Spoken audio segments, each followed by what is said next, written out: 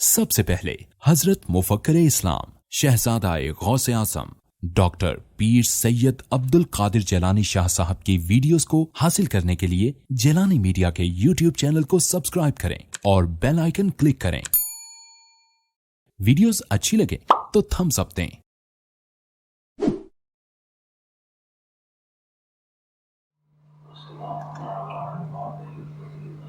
سبحان اللہ۔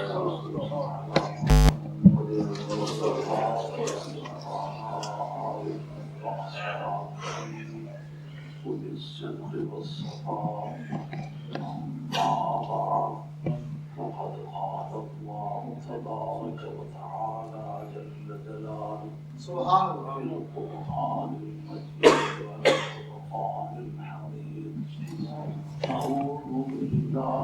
الشيطان الرجيم بسم الله الرحمن الرحيم اليوم أكملت لكم دينكم وأتممت عليكم نعمتي ورضيت لكم الإسلام دينا سبحان اللہ۔ قال بعد ذلك الكتاب لا ريب فيه هدى للمتقين صدق الله مولانا العظيم وبلغنا رسوله النبي الكريم ونحن على ذلك من الشاهدين والشاكرين والحمد لله رب العالمين إن الله وملائكته يصلون على النبي يا أيها الذين آمنوا صلوا عليه وسلموا تسليما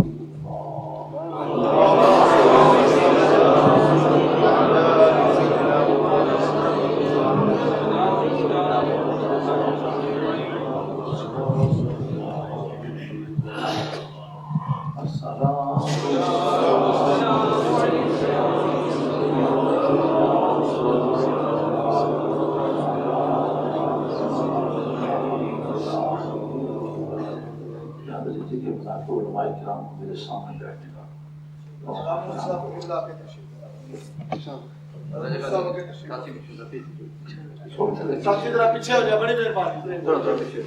ویسے بھی شریف مسئلہ ہے بخاری شریف کے مطلب کے اندر حدیث ہے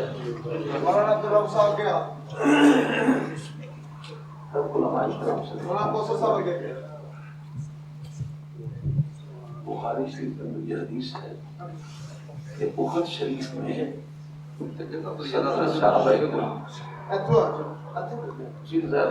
آپ بھی سمجھ تشریح ہو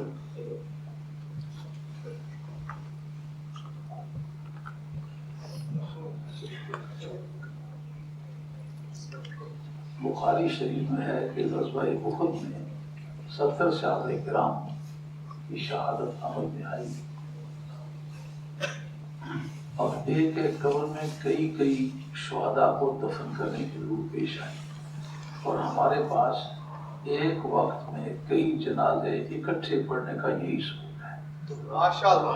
کئی جنازے ہو جائیں اکٹھے کر کے ایک ہی مرتبہ جنازہ کا پڑھا جا سکتا ہے اور بر وقت ضرورت ایک قبر میں کئی میتوں کو دفن کیا جا سکتا ہے۔ جب قبروں میں دفن کرنے کا سوال پیدا ہوا تو کہا کس کو قبلے کی طرف آگے کر کے دفن کریں؟ ان کا جس کے سینے میں قرآن جاتا ہے۔ اس سے ایک پتہ یہ چلا کہ مرنے سے اقدار ختم نہیں ہوتی، مرنے سے قدریں زندہ رہتی۔ اگر مرنے سے قدروں کا فنا لازمات ہوں پھر حضور پر نور سرور عالم صلی اللہ علیہ وسلم ان کو دفن کرنے میں اس ترتیب کو کبھی قائم نہ فرماتے، آگے کرنے سے ایک مسئلہ یہ بھی لازم آیا کہ ان کی طرف پیٹھ نہ کرو۔ جن کے سینے میں کچھ قرآن ہے ان کی طرف تو پیٹھ نہ کرو، تو جو خود قرآن ہے اس کی طرف پیٹھ کرو۔ تو علماء کو آگے جگہ دینا یہ نبی پاک علیہ السلام کی تعلیمات میں ہے، لیکن وہ مجھے ایک مجبوری ہے کہ جب تک ریسپانسو ایٹیچیوڈ، جوابی کارروائی مکمل طور پر مجھے میسر نہ بولنے میں بڑی خاصی دقت محسوس ہوتی ہے۔ جو آدمی سمجھائے بغیر کلاس کو پڑھاتا ہو، جو کچھ گھر سے یاد کر کے آیا ہو، طالب علم مرے یا جیے، ان کی پرواہ کیے بغیر اگل دے، اس کے لیے تو پڑھانے میں دقت کچھ نہیں ہوتی، لیکن جس کو سمجھا کے پڑھانا ہے وہ آدمی دیکھے گا ان کے چہرے کیا کہتے ہیں، بات سمجھے کہ نہیں۔ اور جس وقت کوئی آدمی امامت کر رہا ہو تو پھر مقتدی اس کے جو ہیں ان میں دانشور پہلی صف میں اس کے قریب ہونے چاہیے، تاکہ ضرورت پڑے تو وہ لقمہ بھی دے سکیں۔ اگر کسی وجہ سے اس کے پیٹ میں درد پڑ جائے، وضو ٹوٹ جائے، ٹوٹنے کے حالات پیدا ہو جائیں، تو اپنا خلیفہ اپنی جگہ کھڑا کر کے نماز میں تو وہ خود جا سکتا ہے، نماز نہیں ٹوٹتی نماز۔ اس وجہ سے علماء اس کے قریب ہونے چاہیے۔ اس طرح کی مجبوریوں کی وجہ سے میں علماء کرام کی خدمت میں عرض کرتا ہوں کہ میرے سامنے رہیں، تاکہ بات کرتے پھر مجھے ان کی طرف جب پڑھنا پڑ جاتا ہے تو آواز سامنے والے لوگوں کو نہیں آتی، تو وہ سمجھتے ہیں کہ یہ ہماری پرواہ نہیں کرتا۔ اس نے داتا دربار میں تقریر کی تو میں نے علماء کرام سے درخواست کی کہ میں نے کہا میرے سامنے ذرا مہربانی کر کے بیٹھو کہ مجھے بولنے میں دقت ہوتی ہے، تو اسی وجہ سے میں نے عرض کیا ہے۔ سبحان اللہ، ماشاء اللہ۔ میں یہ نہیں سمجھتا کہ آج کی تقریر کا میرا کوئی خاص موضوع ہے، بات اصل میں یہ ہوئی تھی کہ میں نے حضور سرور عالم صلی اللہ علیہ وسلم کے فضائل و برکات کا ذکر گزشتہ قالب مسجد نام کا مسجد نور نام ہے یا کچھ اور نام، نور الاسلام، اس میں نے تقریر کی۔ بعد میں کچھ کبھی تک لوگ بیعت ہوئے تو بیعت کے دوران میں نے کہا میں وہابی ہونے سے توبہ کرتا ہوں، میں شیعہ ہونے سے توبہ کرتا ہوں، میں خارجی ہونے سے توبہ کرتا ہوں، مطلب سوائے مذہب آل حق آل سنت والجماعت کے تمام اسلام کے دعوے دار فرقوں کے عقیدے سے میں توبہ کرتا ہوں۔ کیوں کہ پیری مریدی دراصل سمگلنگ کا کام نہیں ہے، پیری مریدی سچے دین کے احیاء کا نام ہے۔ کیونکہ حضور سرور عالم صلی اللہ تعالی علیہ وآلہ وسلم کے بعد کسی نئے نبی نے آنا نہیں تھا، اسی وجہ سے جو طریقت کے سلسلے اسلام میں شروع ہوئے یہ عیسیٰ علیہ السلام میں ان کے مذہب میں نہیں تھے، یہ موسیٰ علیہ السلام کے مذہب میں نہیں تھے، صوفیہ تھے، لیکن اس ضبط و نظم سے کہ تسلسل سلاسل ہو، باقاعدہ باضابطہ تربیت کی اجازت یافتہ ہوں، اور پھر صوفیہ کی بھرمار ہو، کیونکہ عیسیٰ علیہ السلام نے کیا دیا تھا، مبشر برسول یاتی من بعد اسمہ احمد، میرے بعد ایک رسول کے آنے کی میں تمہیں بشارت دیتا ہوں جس کا نام نامی اور اس میں گرامی احمد ہوگا۔ تو چونکہ انہوں نے ایک ایسے ہادی کی اطلاع دی جس کی موجودگی میں صوفیوں کی ضرورت نہیں رہتی، صوفیہ کرتے تھے اس کام کو صرف اپنی نجات کے لیے، مگر مذہب کو زندہ رکھنے کے لیے ان کو پتا تھا ایک جوان آنے والا ہے۔ مذہب کو زندہ رکھنا، ماشاءاللہ۔ نبی کریم علیہ الصلوۃ والسلام نے یہ نہیں فرمایا کوئی نیا نبی آئے گا، لا نبی بعدی، تو کافر ہدایت تو خدا کو بندے کے ذریعے سے دینے کی عادت ہے، خدا کو بندے کے ذریعے سے بندے کو ہدایت دینے کی عادت ہے، مگر نبی کیوں بھیجتا؟ جس طرح روحیں تقسیم کر دی ہیں کسی کو ڈالے بغیر، جیسے آنکھیں دے دی ہیں، کان دے دیے ہیں، اسی طریقے سے ہدایت بھی اللہ تعالیٰ بغیر کسی بندے کے توسط کے اپنے طور پر وہ دے دیتا تو ممکن تو تھا۔ جس طرح خدا کے دینے کا قائل ہونا چاہیے، خدا کے طریقے کا بھی قائل ہونا چاہیے۔ جو خدا کے دینے کا قائل ہو، طریقے کا منکر ہو، منکر تو پھر بھی ہے۔ تو چونکہ بندے کے ذریعے سے ہدایت ملنے والی تھی، اور پھر بندے کے لیے ایک بڑی بات زبردست پابندی ہے جو آج کے حالات میں بڑی دشوار گزار بھی بن گئی ہوئی ہے کہ کتاب کو نکال کے ہدایت دینے کی عادت ہوتی تو رسولوں پر کبھی کتاب کوئی نازل نہ ہوتی۔ اسی لیے جاہل پیر پیر نہیں ہوتا۔ پیری شروع کرنے کے بعد یسر اور قرآن پڑھنا شروع کرے تو ایسا پیر پیر نہیں ہوتا۔ کتاب کے ذریعے سے ہدایت ملتی ہے۔ نبی مجھے بتائیے، نبی کے پاس کتاب نہیں تھی، وہ کیا کرتا ہے؟ کہا وہ اس رسول کی تبلیغ کرتا ہے جو پہلے گزر چکا ہے، جس کے پاس کتاب، اس کی تعلیم دیتا ہے، اس کی تبلیغ کرتا ہے۔ بہر طور یہ بات تو ثابت ہوئی، اس کی تفصیلات کچھ ہوں، واقعہ یہ ہے کہ بندہ ہدایت دیتا ہے خدا کے فضل سے، اور دیتا کتاب کی معرفت ہے، کتاب کو نکال کے ہدایت نہیں ملتی، اس لیے سرکار انی تارک فیکم الثقلین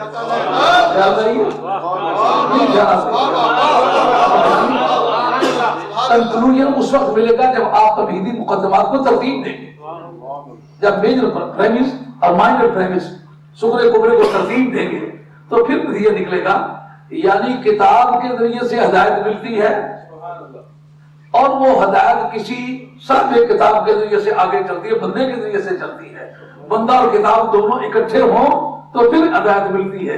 اس لیے سرکار انی تارک فیکم الثقلین اولہما کتاب اللہ فی الہدی والنور والرغب فی کتاب اللہ وحث فیہ، نبی کریم علیہ السلام نے رغب علی کتاب اللہ وحث فیہ، نبی کریم علیہ السلام نے اس کے بارے میں ترغیب بھی دی، اس کے بارے میں لوگوں کے جذبات و احساسات کو بڑا ابھارا کہ فی الہدی والنور، اس میں ہدایت اور نور ہے۔ لیکن اس کے اندر جو ہدایت اور نور ہے وہ اپنے طور پر آپ کو چمٹ جائے گا یا وہ بندہ تلاش کرنا پڑے گا؟ جس وقت کسی افسر کو بھرتی کرو ویریفیکیشن کے لیے کاغذ جاتے ہیں اس کے شہر میں، کہتے ہیں یہ بندہ کیسا ہے، کس خاندان کا ہے، اس کے خاندان میں اجرتی جرائم پیشہ تو نہیں ہے، یہ بستہ الف کے بدماشوں میں سے تو نہیں ہے، اس کا باپ جو ہے وہ بستہ الف کا بدماش ہے، جرائم اجرتی جرائم پیشہ، یا اس طرح کا کاغذی آدمی تو نہیں ہے پولیس کا۔ اگر ہو تو وہ بے شک ایجوکیشن میں فرسٹ کلاس ہوتا ہے، وہ آدمی اپنی ذاتی لیاقت میں فرسٹ کلاس آدمی ہوتا ہے، لیکن اس کی بیک گراؤنڈ گھٹیا نکل آئے تو پھر وہ پاس نہیں ہوتا۔ معلومہ شجرہ ٹھیک نہ ہو، راستے سے اگر سید صاحب بن جائے اسے ہدایت ملے گی نہیں۔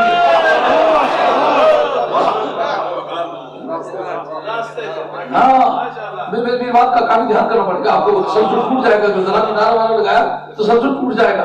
اس جگہ جو کہا انما یرید اللہ لیذھب عنکم الرجس، اے میرے محبوب ان کی ویریفیکیشن کے کاغذات کو میں ویریفائی کرتا ہوں، میں کہتا ہوں کہ ان کو پاک کرنے کا میرا ارادہ ہے۔ اب ان کو بے دھڑک تو کتاب دے سکتا ہے کیونکہ ان کی طہارت کا میں ضامن ہوں، اس کتاب کی سچائی کا میں ضامن ہوں، اس سے ملنے والی ہدایت کا پھر میں ضامن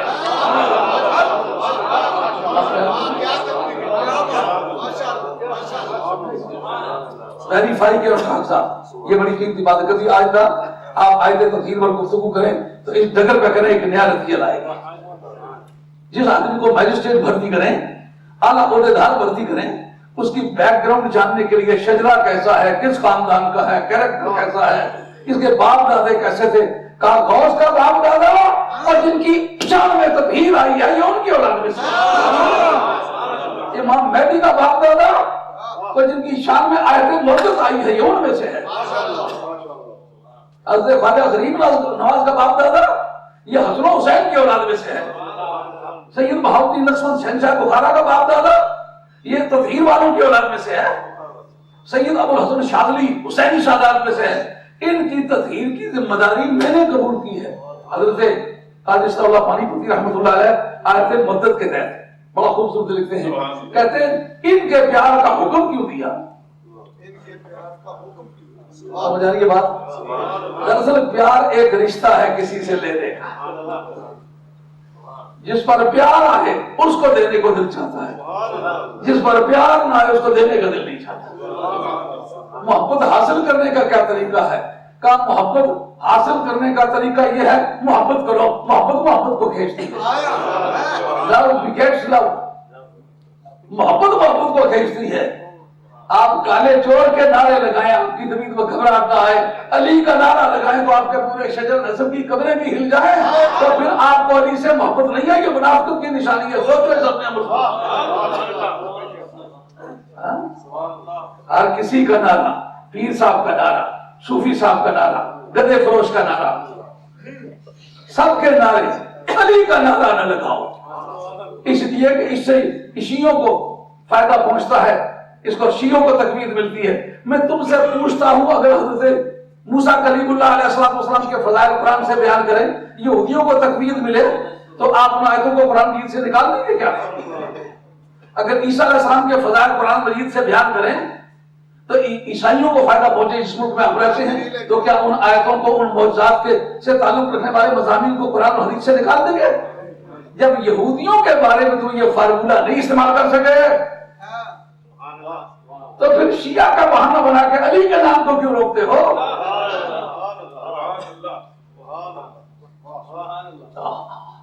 ایک بڑی مشکل تھی اس کو سرکار کے دور میں کہ مخلصین اور منافقین میں فرق نہیں ہوتا تھا. آپ جب قابل اور ناقابل کا مسئلہ طے کرنا ہوتا ہے تو آپ پیپر دیتے ہیں، کرو جی پیپر، پتہ چل جاتا لائق ہے یا نالائق ہے. اس کا حساب اچھا ہے، حساب کا پیپر تو پتہ چلے گا اس کا حساب کمزور ہے کہ مضبوط ہے. سائنس اس کی اچھی نہیں ہے، سائنس کا پیپر تو پتہ چل جاتا ہے. لیکن منافق کے بارے میں کیا کسوٹی ہوگی، کس طرح پرکھا جائے یہ منافق ہے کہ جی داڑھی سے فیصلہ کریں گے؟ کہا داڑھی تو عام مومنوں کے مقابلے منافقین کی بڑی ہوتی تھی. کہا پائنچے دیکھیں گے؟ کہا پائنچے تو منافقین کے جتنے اوپر اٹھے ہوتے تھے، جیسا کلندر کی بندریاں ہوتی ہے اس نمونے کے تھے. یہ لبیں لی ہوئی ہیں، انہوں نے لبیں لینے کے بجائے داڑھی بھی لی ہوئی ہوتی ہے بیچ میں، کانوں تک منڈی ڈال پوچھیے صاحب فیصل جی نمازی دیکھیں. کہا نمازی پہلی صفوں میں کھڑے ہو کر کے جسے بھی منافقین نمازیں پڑھتے ہیں، پھر کس سے فیصلہ؟ کہا آسانوں سے، کہا آسانے جتنی وہ دیتے کوئی بھی نہیں دیتا. وقت کی پابندی، وقت کے جتنے وہ پابند ہیں. انسان جتنا کاسمیٹک استعمال کرتا ہے مائیں بہنیں تو نہیں کرتی. یہ لوٹا، یہ مسواک، یہ بستر، یہ سب چیزیں یہ تصنع اور برابر سے تعلق رکھنے والی یہ حضرت حضور ثقلین کی تاریخ زندگی میں نہیں ملتی. یہ سید بہاؤالدین نقشبند شہنشاہ بخارا کی تاریخ زندگی میں نہیں ملتی. نوٹ کریں اس کو بات. خواجہ غریب نواز سلطان ہند سرکار کی تاریخ زندگی میں یہ نہیں ملتی.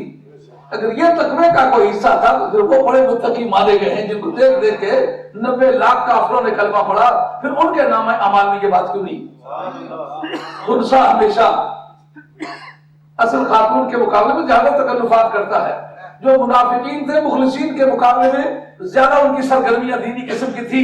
فیصلہ پھر کس طرح ہوتا تھا جب اذانیں بھی کہتے، اقامتیں بھی کہتے، پنچے بھی گردن سے بنے ہوئے ہوتے، مجھ بھی کٹی ہوئی ہوتی اور پہلی صفوں میں کھڑے بھی ہوتے، حج میں بھی آگے آگے ہوتے. تو فیصلہ کس طرح کہتا کننا نعرف المنافقین ببغضہم علیہ. ترمذی کی حدیث ہے منافقین کی پہچان جتنے بھی گناہ ہم نے استعمال کیے سارے فیل ہو گئے. نہیں پتا چلتا تھا یہ مخلص ہے یا منافق ہے. علی کا نام لیا لعنت برس رہی ہے رکے نام مراد پر. ایسا پتا چلتا ہے مدتیں ہوئی اپنے ریور سے بچھڑا ہوا ہے. علی کا نام لیا تو عمر گھٹنے لگی. اب پتا چلا کہ تیری نہ داڑھی کسی کام کی ہے، نہ تیری مونچھ کسی کام کی ہے، نہ تیری بسر کسی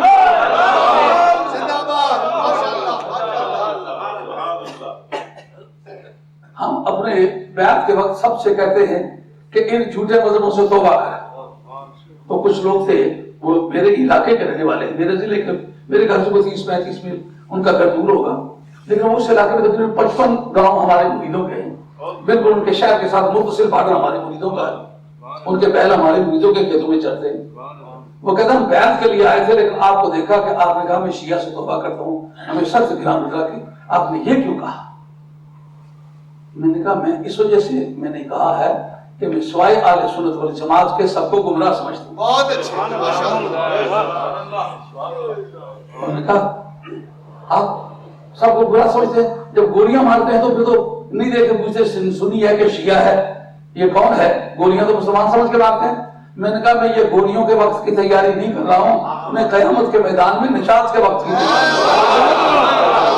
نجات سنی ہونے پر موقوف ہے، اور سنی تو وہ ہے جو مولویوں کی گھڑی ہوئی نہیں، پہلے کتابوں میں آن ریکارڈ موجود ہے، وہ ریکارڈ ہمارے پاس موجود ہے. دور حاضر میں علاقائی دباؤ، جس نے کہیں شیعہ سے ہار کھائی ہے وہ علی کا نام بھی نہیں لینا چاہتا تھا. باپ مار کھاتا رہا شیعہ سے، کہتے وہ علی کا نام ہم نہیں لیں گے، وہ حسن حسین کا نام ہم نہیں لیں گے، گرو نانک کا نام لوگے تو یہ مسجدیں تو علی کے نام پر ہیں. پہلا اور آخری بندہ جو کعبے کے اندر پیدا ہوا وہ تو صرف علی ہے. اگر نام علی سے تمہیں بغض ہے تو جاؤ گے کدھر؟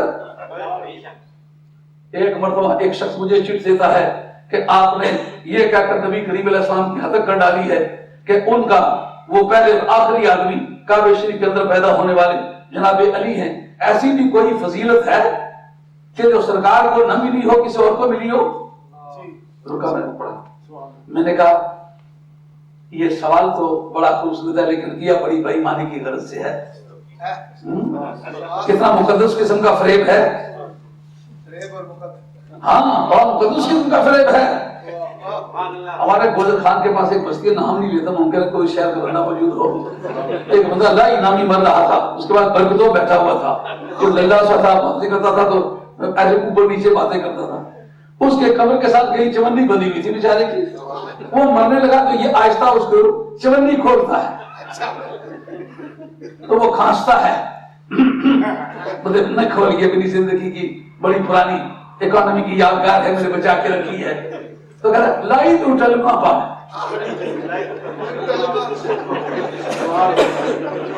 اگر کلمے کا مطلب کلمہ ہوتا پھر تو ٹھیک بات تھی لیکن کلمے کا مطلب اگر نکلے مجھے چمنی کھولنے دے تو پھر یہ کلمہ تو نہیں ہے نا.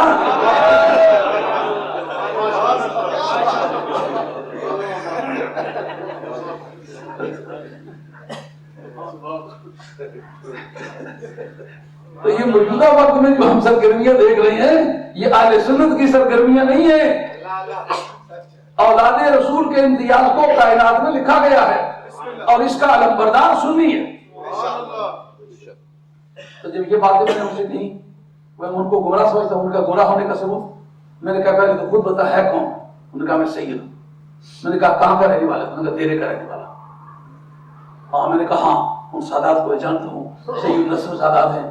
بابا کلی شاہ صاحب رحمۃ اللہ علیہ اس بزرگ کا علاقے کے بڑے مشہور صاحب کرامت آل بیت رسول میں سے تھے. بڑے آل اللہ شخص تھے. وہ کہتا ہے نہیں میں ان کی اولاد میں سے نہیں ہوں میں بری شاہ لطیف صاحب کی اولاد میں سے ہوں. میں نے کہا کیسا جھوٹا آدمی. بری شاہ لطیف صاحب کی تو شادی نہیں ہوئی اور وہ مشہدی سادات میں سے اور مشہدی شہید وہاں دیرے میں کوئی بھی نہیں ہے. اور کہا نہیں ہم آئے ہیں سید کسرا سے. میں نے کہا وہ تمہیں بتا پھر آگے کس طرح گئے ہیں. آگے شائیں بائیں کرنے لگا. میں نے کہا سید کسرا سے وہ گئے ہیں کرسیال. کرسیال سے ایک قبیلہ آیا ہے نونا. نونا سے ایک قبیلہ آیا ہے پیکھے میں. پیکھے سے ایک قبیلہ آیا ہے پرنٹنگ پریس جو اسلام آباد میں ہے اس کے سامنے حضرت سید بری شاہ لطیف صاحب رحمۃ اللہ علیہ سلسلہ عالیہ قادریہ جیلانیہ کے آدمی ہے اور وہ سید مقیم شاہ بادشاہ حضرت شاہ مقیم والوں کے مرید ہے.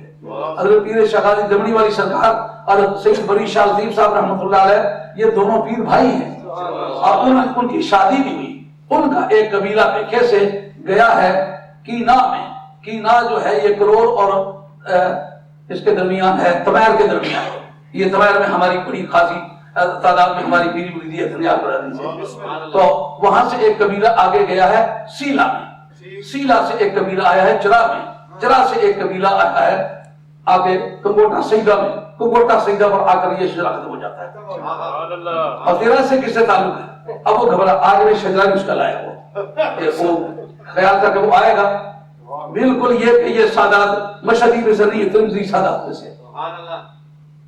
میں کاغذات اس کے اپنے چھاپے ہوئے جو اپنا شجرا کھڑا ہے نا جب یوں کہ یہاں ہے وہ لکھ کے آیا ہوں. اور دوسرا یہ کہ یہ ثابت کروں کہ جو میں نے کہا تھا نا کہ تو اپنے کی مذہبی کتابیں جانتا. اس نے کہا میں جانتا ہوں.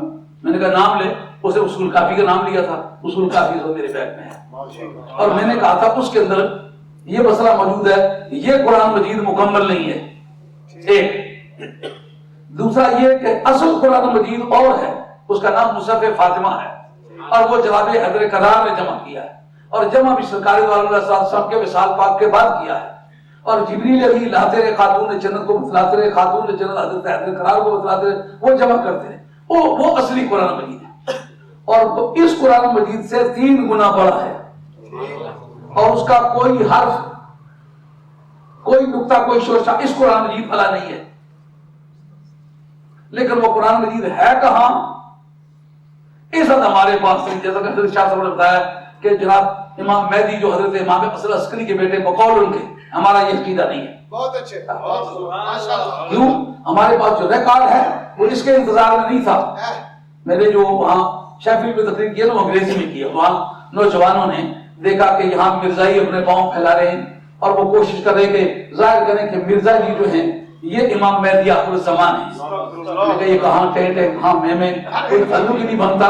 بارہ پھر وہ نوجوانوں نے کہا کہ انگریزی میں تقریر کو میں نے انگریزی میں اس کی ایک قسط رکھی ہے کہ حضرت امام مہدی آخر الزمان کی ڈیفینیشن کیا ہے, اس پر گفتگو کی ہے. اور آئندہ کے لیے پھر انہوں نے آؤٹ لائن دینا چاہا ہے کہ بتائیں کہ وہ کریں گے کیا, ان کی اصلاحات کیسی ہوگی زمانے میں اور ان کا کردار کیسا ہوگا. اس پر آئندہ قسط انشاءاللہ انگریزی میں آنے والی ہے. وہ دوستوں کے پاس ٹیپ موجود ہے, جو اب ٹیپ کر رہے ہیں غالباً انہوں نے ٹیپ وہاں سے بھی کی ہے, وہ لے کر کے پڑھی جا سکتی ہے, سنی جا سکتی ہے. تو آج میں یہ چاہ رہا تھا کہ اگر ان میں سے کوئی بندہ آئے تو پھر اس سے بات کروں, اگر کوئی بندہ نہیں آیا تو جتنی بات میں نے کہی تھی اتنی بات آپ کو سنا دیتا ہوں. چونکہ وہ آدمی عقیدے کے طور پر اب کسی بھی عقیدے کا ہے مگر نسبی طور پر سید نسب سید ہے, اور ہمارا یہ مذہب نہیں ہے کہ کسی سید کو بے آبرو کرنا. اگر وہ کفر کے درجے کو پہنچا ہو تو کفر سے نسب کٹتی ہے, اور اگر کفر سے نیچے نیچے ہو تو ہمارے بزرگان نے لکھا, ملا علی قاری رحمۃ اللہ علیہ نے مرکات شرح مشکات کے اندر لکھا ہے, حضرت امام حضرت مکی رحمۃ اللہ نے فتاوی حدیثیہ کے اندر لکھا ہے, اور حضرت خواجہ عثمان دامانی رحمۃ اللہ علیہ نے ان کے جو فائدے عثمانیہ ہے وہ اتفاق سے وہ میرے بیگ میں یہاں موجود ہے, لیکن وہ میں وظائف کے اندر سے رکھی ہوئی ہے. اس کے اندر بھی یہ تینوں حوالے جو عرض کر رہا ہوں اس پر کر رہا ہوں کہ سید سے اگر کوئی غلط عقیدہ سرزد ہو اور وہ درجہ کفر کو نہ پہنچے تو سید کو سید کے طور پر محترم سمجھنا چاہیے, اس کے عقیدہ باطلہ کی تردید کرنی چاہیے. کیوں کہ اس کی عزت خون رسول کی وجہ سے ہے. خواجہ عثمان دامانی رحمۃ اللہ علیہ اس کھیت میں فصل کاشت کرنے کی اجازت نہیں دیتے تھے کہ جس کھیت میں سے کبھی کوئی شیعہ گزر جائے, لیکن کچھ شیعہ سادات آتے تھے وہ ان کی عزت بھی کرتے تھے, نذرانے بھی دیتے تھے. دوستوں نے پوچھا ہے خواجہ عثمان دامانی آپ کے عقیدے میں, آپ کے بیان میں اور آپ کے عمل میں بڑی کانٹرڈکشن ہے, بڑا تضاد ہے. ان کا تم سمجھے نہیں, وہ تضاد نہیں ہے. میں جن کی خدمت کرتا ہوں ان کو بتلاتا ہوں یہ تمہارے باپ دادے کا مذہب نہیں ہے, یہ حسن حسین کا مذہب نہیں ہے, یہ امام محمد باقر امام زین العابدین کا مذہب نہیں ہے, یہ امام جعفر صادق موسیٰ کاظم کا مذہب نہیں ہے, یہ حضرت غوث پاک کا مذہب نہیں ہے, یہ سید بہاؤالدین نقشبند شہنشاہ بخارا کا مذہب نہیں ہے, یہ حضرت خواجہ غریب نواز سلطان ہند سرکار کا مذہب نہیں ہے. یہ مذہب تم نے جھوٹا اختیار کیا ہوا, خون تمہارا پاکیزہ ہے, اس خون کی وجہ سے تعظیم کرتا ہوں, اس عقیدے کی وجہ سے مذمت کرتا ہوں.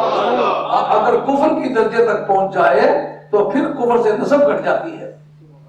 تو اب اس بارے میں کہ وہ کون آدمی تھا جس نے یہ بات لکھی ہے, اس کا نام ہے یعقوب کلینی. اس کی کتاب ہے اصول کافی اور فروع کافی, 2 حصے اس کے عقائد کے ہیں اور باقی حصے جو ہے اس کے 8 جلدوں کی کتاب ہے, باقی ہیں اعمال کے فقہ کے. تو وہ میں ایک حصہ اس کے فروع کافی کا لایا ہوں اور 2 حصے اصول کافی کے لایا ہوں تاکہ یہ اسٹیبلش کیا جائے کہ یہ قرآن مجید وہ اصلی قرآن مجید نہیں ہے. اس کے بعد پھر میں تبصرہ کرتا ہوں کہ اس کو اصلی نہ ماننے سے کیا سمجھتا ہے.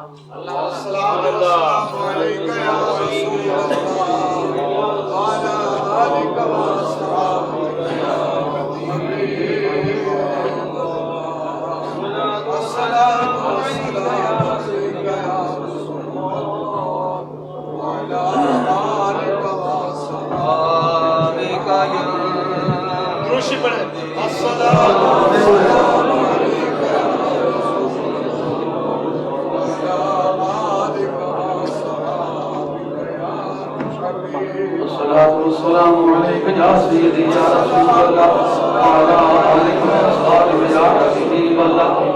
کیونکہ اس وقت میں نے اس سید سے بات چیت کی تھی تو اس سے لوگ سمجھتے ہوں گے کہ شاید شاہ صاحب زیادتی کرتے ہیں. میں الحمدللہ اگر ایک کتے سے بھی زیادتی کروں نا تو اپنے ندامت محسوس کرنے میں کوئی حال نہیں محسوس کرتا. ایک معمولی سے معمولی آدمی کے ساتھ میں کوئی خطا کر بیٹھوں تو مجھے اس سے معافی مانگنے میں کوئی دقت نہیں ہوتی. اس لیے میں اپنے آپ کو ایک معمولی گنہگار مسکین مسلمان سمجھتا ہوں, تو اپنے کسی غلطی کا اعتراف کرنے میں اپنی عزت اور ایمانی سچائی سمجھتا ہوں. جو آدمی کسی جھوٹ پر ڈٹ جائے وہ کبھی سچ بھی کہے تو لوگوں کو اعتماد نہیں ہوتا کہ یہ آدمی جھوٹ پر ڈٹنے کا عادی ہے. اس لیے اگر میں کوئی خطا کا کلمہ کہوں تو پھر میں اس کے بارے میں معذرت چاہنے میں کوئی دقت نہیں محسوس کرتا. مگر جو بات میں نے کہی ہے دوست سے کہوں یا دشمن سے کہوں, جو چیز عام دیکھا میرے پاس موجود نہیں, میں نے کبھی اس کا نام ہی نہیں لیا. یہ اصول کافی کا یہ جلد اول ہے, صفحہ اس کا ایک 228 میں ہے, ایک 239 میں ہے, 240 میں ہے, 242 میں ہے. یہ حوالہ جات آپ کی خدمت میں پیش کرتا ہوں۔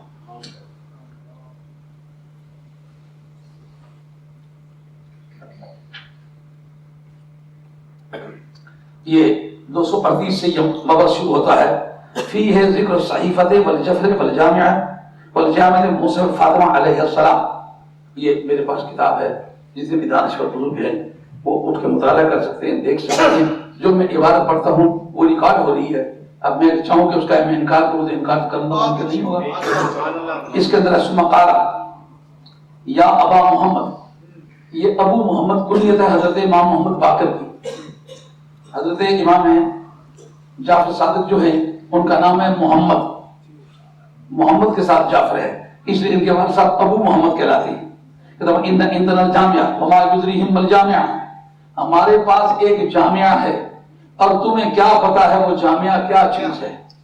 یہ عربوں میں عادت ہے کہ جس وقت کسی چیز کی اہمیت جتلانا چاہے تو ما ادرا ما یدری کے ساتھ کہتے ہیں۔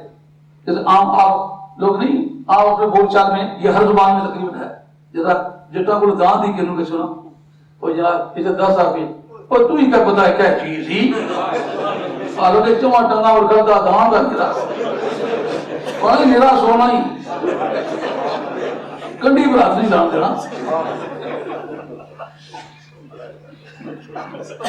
تو ہی کیا پتا ہے کیا چیز۔ اسی طرح عربوں میں عادت ہے ادرا ادری ادران کو استعمال کرتے ہیں کسی چیز کی عظمت واضح کرنے کے لیے۔ کہتے ہیں قال قلت جعلت فدا ومن جامعہ، آپ سے قربان ہو جاؤں آپ بتلائیں تو صحیح کہ وہ جامعہ کیا ہے۔ قال صحیح بدل طولها 70 ذراعا بذراع رسول اللہ صلی اللہ علیہ وسلم واملائه من فرق فيه وخط علی بیمینہ، کہا کہ وہ ایک صحیفہ ہے، صحیفہ کہتے ہیں چھوٹے سے پمفلٹ کو، لیکن ذرا صحیفہ کہہ کے دیکھیں اس کی ڈیفینیشن کیسی ہے۔ طولها 70 ذراعا بذراع رسول اللہ صلی اللہ علیہ وسلم، اس کی لمبائی جو ہے وہ 70 گز ہے۔ 70 گز لمبائی ہو اس کا مطلب اس یہ جو آپ کی مسجد ہے اس سے وہ بڑی ہے کتاب، وہ رکھتے کہاں ہوں گے؟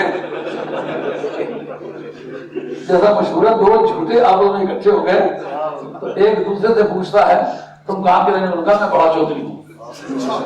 انہوں نے کہا تو؟ ان کا میں اس سے بھی بڑا چودھری۔ ان کا تمہاری چودراہٹ کی بڑی نشانی؟ انہوں نے کہا ہمارے جتنے جانور ہیں ایک کھرلی پہ بندھے ہوئے تھے، کھرلی کا ایک سر مشرق میں اور دوسرا مغرب میں، اتنے بڑے چودھری۔ ان کا میں اتنا بڑا چودھری ہوں کہ ہماری ایک گھوڑی ہے جس کا بلم نیزہ اتنا بڑا ہے کہ ایک اس کا سرا زمین پر ہوتا ہے کہ دوسرا آسمان پہ سجاتا ہے۔ کہتے ہیں وہ رکھتے کہاں ہو؟ ان کا جھوٹوں کی کھرلی میں رکھتے ہیں۔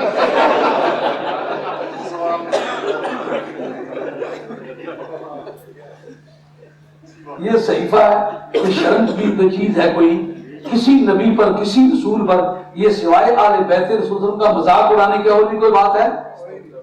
میرے پاس وہ حجروں کے فوٹو ہیں جو نبی کریم علیہ السلام کے خاندان کے حجرے تھے نا، وہ میرے پاس البم ہے، ریکارڈ ہے پورا کہ وہ حجرے کتنے سائز کے تھے۔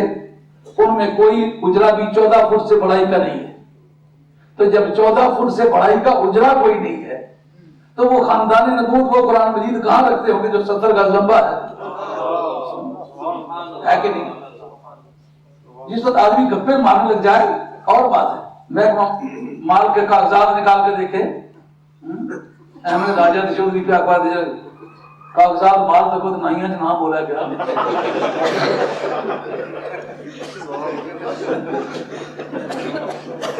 یہ جو اصل کاغذات ہے نا جو ہمارے پاس جو شجرہ عکس کشتوار ہے، 8 مرتبہ مدینہ شریف اجڑ کے آباد ہوا ہے، 8 مرتبہ کا جو پورا شجرہ عکس کشتوار ہے پورے مدینہ طیبہ کا وہ میرے پاس موجود ہے۔ میں جب پہلی مرتبہ 17 میں مدینہ طیبہ میں گیا ہوں اور وہاں جا کے 2 سال اور کچھ مہینے لگاتار میں رہا ہوں تو وہ میں نے آڑے باڑے کروں کھان اپنے قدموں سے ماپے، اس کو لوکیٹ کیا کہ اس جگہ سے ہمارا خاندان دیا ہے۔ جو آخری ہمارے خاندان کا انخلا ہوا ہے جو بیت الحسن تھا، کالے رنگ کے پتھروں کا ایک بڑا سارا کمرہ تھا جس کا نام بیت الحسن تھا، ہمارے خاندان کو وہاں سے آخری مرتبہ نکالا گیا تھا۔ خاندان نے کچھ پہلی مرتبہ مہاجروں کے مکمل طور پر مدینہ شریف کو چھوڑ کے اس وقت گئے تھے جب وہ حجرہ چھین لیا گیا تھا آل بیت رسول اللہ۔ ہمیں بتاتے ہو 70 کا لمبائی کا قرآن مجید وہ خاندان نبوت کے کس مقام میں رکھا جاتا تھا؟ کب نبی کریم علیہ السلام کے گھر سے، اور نبی کریم علیہ السلام بولتے رہے اور اس کے اندر ایک پھٹن بھی ہے، اور حضرت حیدر کرار شیر خدا رضی اللہ عنہ کا ہاتھ کا اس کے اندر کتاب لکھا ہوا حضرت حیدر کرار کا ہے، لمبائی اس کی 70 گز ہے، اس کے اندر ایک پھٹن بھی ہے، اور حضرت حیدر کرار شیر خدا رضی اللہ عنہ اس کو لکھتے رہے اور حضرت نبی کریم علیہ السلام بولتے رہے۔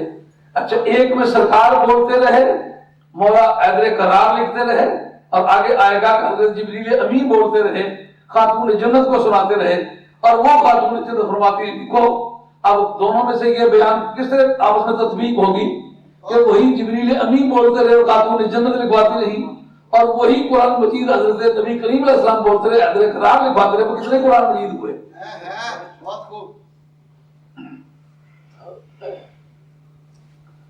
اچھا، اب ہم یہ فیصلہ کرنا چاہیں گے کہ وہ قرآن مجید خواہ بڑا ہے خواہ چھوٹا ہے کہاں؟ یہ جو قرآن مجید مسلمانوں کے پاس موجود ہے، کیا اسی کی کوئی ترقی یافتہ صورت ہے؟ اسی کے اندر کچھ اضافہ ہے، یا اس قرآن مجید کو گھٹا کے کچھ کاٹ چھانٹ کر کے اس کو چھوٹا کیا گیا؟ نہیں، اس کے مطلب بتاتے ہیں۔ کہتے سما سکت ساعتن، پھر تھوڑی دیر کے لیے چپ ہو گئے، سما قال عندنا لمصحف فاطمہ، یقیناً ہمارے پاس حضرت سیدہ فاطمہ کا مصحف ہے، وہ ما یدریہم ما مصحف فاطمہ، اور ان کو کیا پتا ہے کہ مصحف فاطمہ کیا چیز ہوتی ہے؟ کہتے ما قلت ما مصحف فاطمہ، حضرت سیدہ فاطمہ کا قرآن مجید کیا ہے؟ قال مصحف فی مثل قرآنکم ھذا ثلاث مرات، وہ خاتون جنت کا قرآن مجید جو ہے وہ اس قرآن مجید کے مقابلے میں 3 گنا بڑا ہے۔ واللہ ما فی من قرآنکم حرف واحد، اور اس قرآن کا ایک بھی حرف اس قرآن میں نہیں ہے جو اصلی قرآن ہے۔ اس پر تھوڑا سا تبصرہ کرتے ہیں، دیکھتے وقت مشتاق پھر باقی باتیں کرتے ہیں۔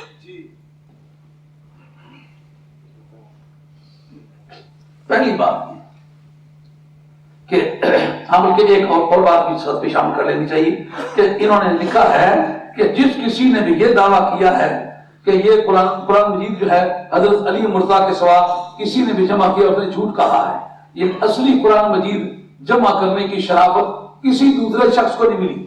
پھر دیکھنا ہوگا یہ قرآن مجید کس نے جمع کیا ہے، اور مسلمانوں میں کس کو سچا مانا جاتا ہے۔ مسلمان آج تک نکاح کے، طلاق کے، حلال کے، حرام کے، ذبح کے، عدت کے، وراثت کے مسائل کس قرآن مجید سے حل کرتے تھے؟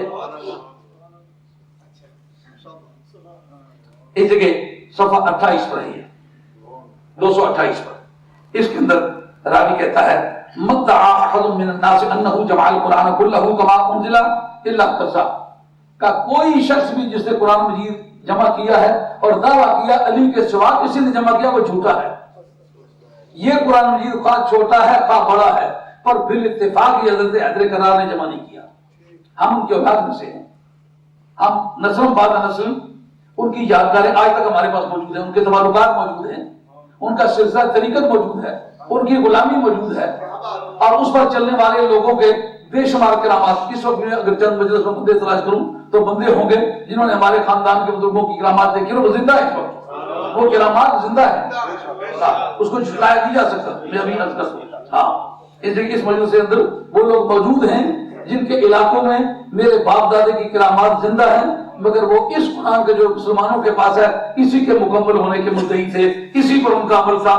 جھوٹے قرآن پر عمل کرنے والا ولی کبھی نہیں ہو سکتا، اور اگر اس سچے قرآن کا دعویٰ کرنے والا 1400 برس میں ولی کوئی نہیں پیدا کر سکا تو جھوٹا وہ ہوگا کہ جس نے ایسے قرآن پر عمل کیا ہے کہ جو ایک بھی ولی نہیں پیدا کر سکا۔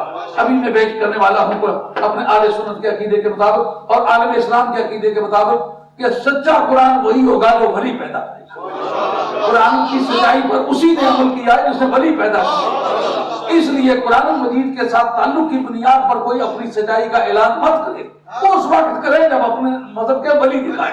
اگر ولی نہ دکھا سکے تو میں قرآن سے ثابت کروں گا وہ جھوٹا ہے، قرآن مجید پر اس طرح عمل نہیں کرتا جو منشا لے کے قرآن آیا ہے۔ بات خیال میں آ رہی ہے؟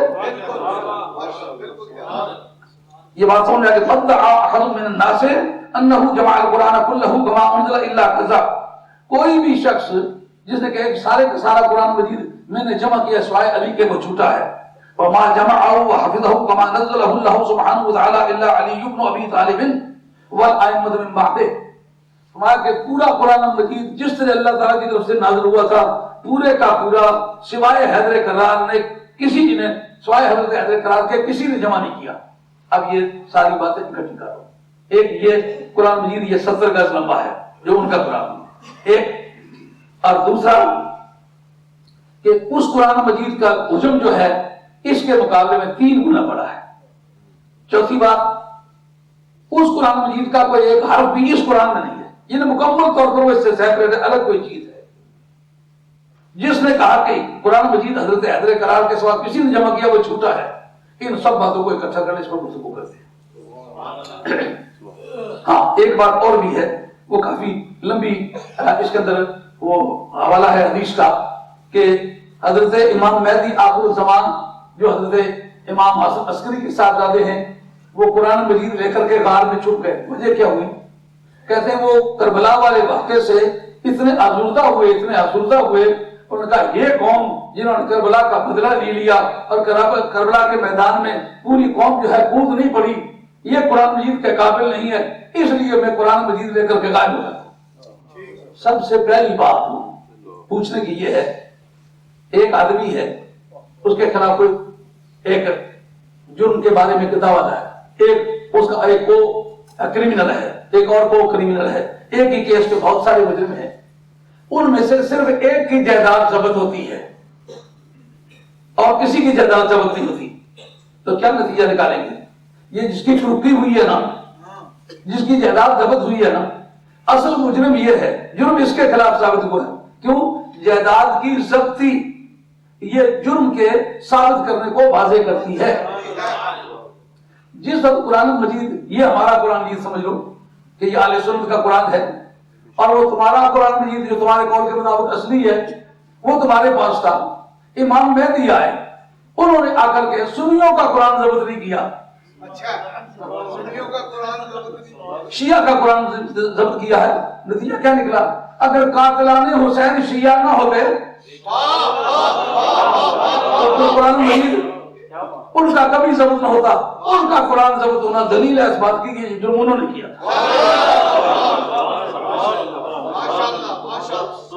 اچھا اب عالم اسلام پورا جو ہے جس پہ ائمہ اہل بیت سارے قرآن مجید کی تبلیغ جو ائمہ اہل بیت نے کی ہے وہ اس قرآن سے کی ہے. وہ تو ان کے اپنے ریکارڈ کے مطابق غائب ہے.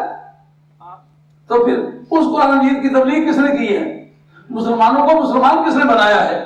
یہ قادری، چشتی، نقشبندی، سور بردی، شاذلی، بدوی، زنجانی، خلوتی، شتاریات، قادیات، اندرابیہ، قبرویہ، اویسیہ، نجمیہ، یہ سب اولیاء اللہ کے جتنے بھی زمرے ہیں جن کو دوستوں اور دشمنوں سب نے حق پر مانا ہے. حتیٰ کہ شیعہ بھی حضرت خواجہ غریب نواز رحمۃ اللہ تعالی جو شاہ ہست حسین، بادشاہ ہست حسین، دین ہست حسین، دی پناہ ہست حسین، سردا ندا دست در دست یزید حقا کے بنا لا الہ حضرت حسین، ان کی ولایت کے تو شیعہ بھی قائم نا.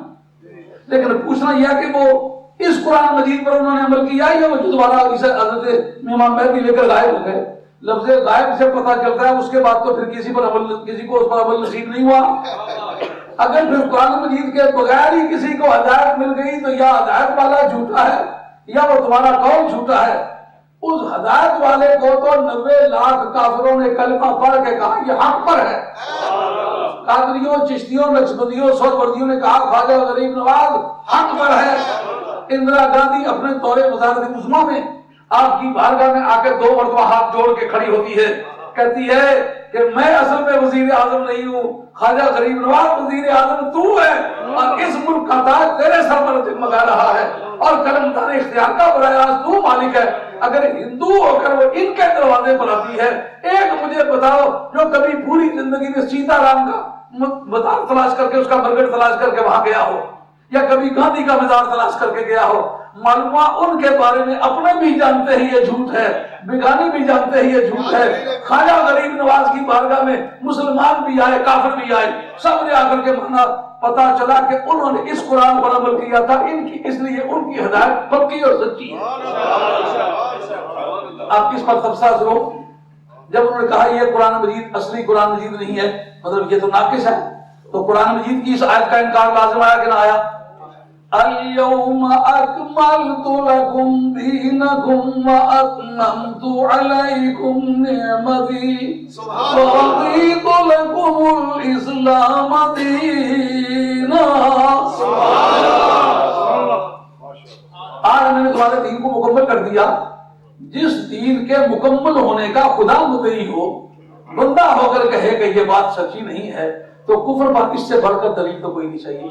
ماشاءاللہ ماشاءاللہ ماشاءاللہ۔ یہ قرآن مجید مکمل ہے، اور آج ہم بین الاقوامی منڈی میں بیٹھے ہوئے ہیں اور اینکلسٹ کہتے ہیں کہ یہ قرآن مجید فیبریکیٹڈ ہے، یہ من گھڑت ہے۔ اچھا، لیکن یہ نہیں کہتے نامکمل ہے۔ بات سمجھو،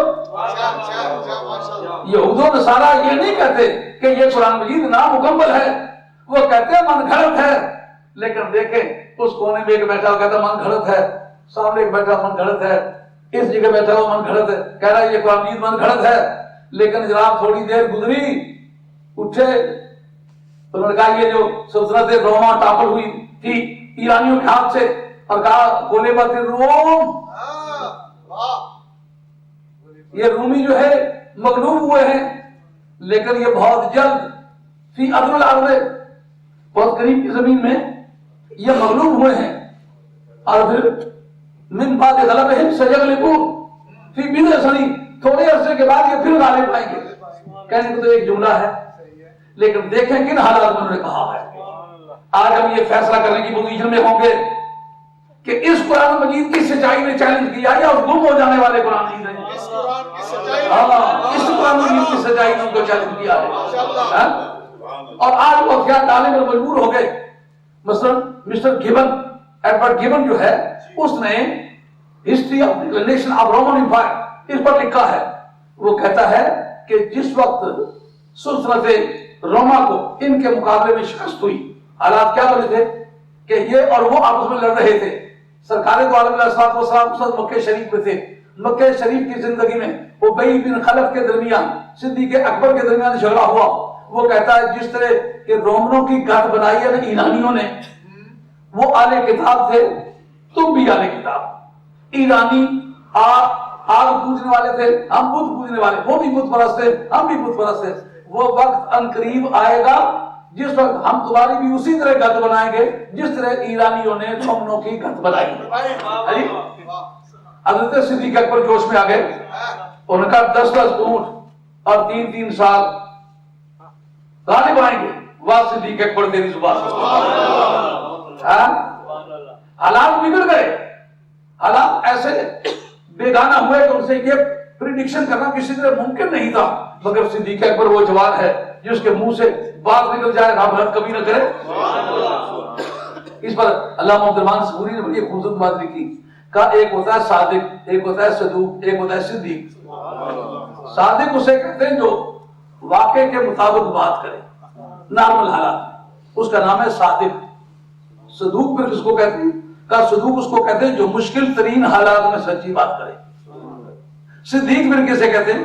کہا صدیق اسے کہتے ہیں جو اپنی طرف سے سچائی کے ساتھ بات کرے کہ یوں ہوئی ہے، لیکن واقعہ میں بات ویسے نہ ہوئی ہو، مگر وہ کسی دیانتی کو عمل میں نہ لائے، اپنی دیانتداری کے ساتھ سچی بات کرے، لیکن واقعہ کا سٹرکچر اور ہو، اس نے بات اور کر دی ہو، پھر پروردگار عالم اس واقعے کا سٹرکچر بدل دیتا ہے اس سچائی کو زندہ رکھنے کے لیے۔ علامہ عبدالرحمن صبوری رحمۃ اللہ علیہ نزلۃ المجالس میں اس کو ریفر کیا ہے۔ وہ کہتے ہیں کہ ایک خاتون جا کے سرکار دو عالم علیہ السلام سے ملی، صحابیہ ہیں، کہتے ہیں یا رسول اللہ میں خواب سے دیکھتی ہوں میرے شہر میں کھجور ہے، وہ گری ہے، کیا تعبیر ہے؟ آپ نے فرمایا کہ تیرے میاں کہاں ہیں؟ کہا وہ صبر پر کیا ہوا ہے۔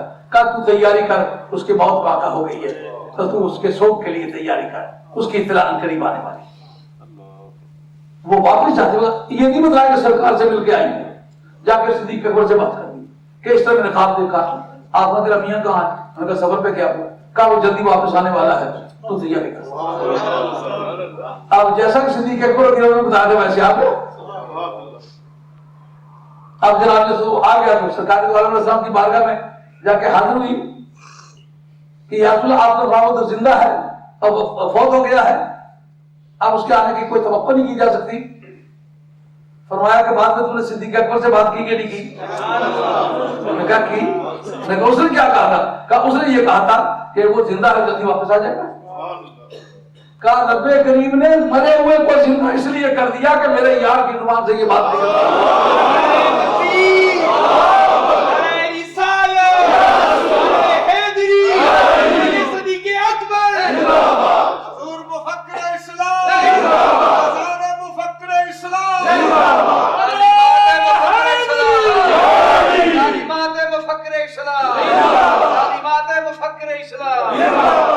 حضرت صدیق اکبر رضی اللہ عنہ کے ساتھ پاک نے کہا کہ بھائی رومنوں کی جیت کا میں اعلان کر دوں، بہت جلدی وہ جیت جائیں۔ نبی کریم علیہ السلام کی بارگاہ میں آ کے عرض کیا، فرمایا تو اس طرح کر، تو 10 اونٹ کی بجائے 100 لگا، اور 3 سال کی بجائے 10 سال کے اندر اندر، پھر بدے سے نہیں۔ ہاں اب اس واقعے کو سمجھنے کے لیے اس کی بیک گراؤنڈ جاننا پڑے گی۔ جتنے بھی لوگ اس وقت سیاست کے جاننے والے ہیں، ہسٹری کے جاننے والے ہیں، وہ ذرا کان کھول کے بیٹھے دیکھیں میں کیا کہتا ہوں، اور اس کو کمپیئر بھی کریں اصل کتابوں کے ساتھ۔ مشکل یہ بات ہے کہ آدمی چسکے لگانے کا عادی ہے، تحقیق کرنے کا عادی نہیں۔ جذباتی ہو کے آدمی ہمیشہ بات کرتا ہے، تحقیقی ہو کر صحت مند بات کرنے کی عادت ہے انسان کی۔ واقعہ یہ ہوا کہ نبی کریم علیہ السلام جب مکہ شریف سے ہجرت فرمانے لگے تو کہا اے صدیق اکبر تو 100 اونٹ کا بندوبست کر، عبد الرحمان کو دے دے اور اس کو اس کے سامنے کر دے ابی بن خلف کے، کہ اگر تم جیت گئے میرا بیٹا تمہیں 100 اونٹ دے گا، اگر تم ہار گئے تو میرا بیٹا تم سے 100 اونٹ لے گا۔ مطلب ہم وطن چھوڑنے لگے ہیں لیکن اپنے کردار کی بازی نہیں ہارنا چاہتے، ہمارے چلے جانے کے بعد بھی ہماری سچائی کو ہمیں زندہ رکھنا ہے۔ چلے گئے، آپ مدینہ شریف میں جا کے آپ نے خط لکھے 6 سال ہجرت میں، یہ درمیانی گیپ جو ہے یہ پر کرنا ہے، یہ دیکھنا کیسے ہوا۔ واقعہ یہ ہوا کہ کبھی خسرو جو تھا نوشیروان عادل یہ مر گیا، لیکن مرتے وقت اپنے بیٹے کو ہرمز کو بڑی نصیحتیں کی، شنیدم کے در وقت نظر روا بہرمز چنی گفتن نوشیروان، یہ ساری وصیتیں کر کے مر گیا۔ اس کا استاد تھا بدر جبیر، بڑا فلسفی دانا وقت تھا، اس نے بہت ساری سے نصیحتیں کی، لیکن عمر رسیدہ ہونے کی وجہ سے وہ الگ ہو گیا۔ بعد میں شامدی اس کے گردا گرد اکٹھے ہو گئے، اس کے نظام معدلت کو تباہ کر کے رکھ دیا اور لوگوں میں جھگڑے شروع ہو گئے، اور جو قریب کے بعد گزار حکومتیں تھیں عربوں کی وہ سرکش ہو گئی، اور سلطان ہند سے جو تھا ہندوستان کا بادشاہ اس نے بھی اس سے سرسابی کر لی، افغانستان کے علاقے میں اس سے بھاگی ہو گئے۔ جب یہ بغاوت دیکھی اس وقت رومنوں کو ایک خیال آیا کہ اس کا مقابلہ کرنا چاہیے، اس کے اندرونی حالات کے خلفشار سے انہوں نے استفادہ کیا، مقابلے کے لیے آگے۔ جس وقت ہرمز کو مار پیٹنے لگی اس نے اپنے بیٹے کو بھیجا کہ جاؤ کسی بادشاہ سے تم رابطہ قائم کرو کہ کسی طرح ہمیں کوئی بچائے، آج کی تاریخ ہم کوئی بھی شرط ماننے کے لیے تیار ہیں، بے شک رومنوں ہی سے رابطہ کرو لیکن آج کسی طرح بچاؤ۔ جب وہ ادھر گیا بعد میں اس کے باپ کو قتل کر دیا گیا اور حکومت پر چھاپا مار لیا گیا، اور اس کا جو سردار تھا جو CNC تھا بہرم خان، یہ اس وقت کے اعتبار سے جس نے مغلوں کا بہرم خان تھا نا، یہ بہرم خان اسی خان کے نام پر یہ انہوں نے رکھا تھا، کیونکہ یہ لوگ ادھر سے آئے ہوئے تھے تو وہ نقلیں اتارتے تھے ان کی، تو وہ اس آدمی کو انہوں نے تاج و تخت پہنا کے اس کو تیار کر لیا، تیاری ہو گئی۔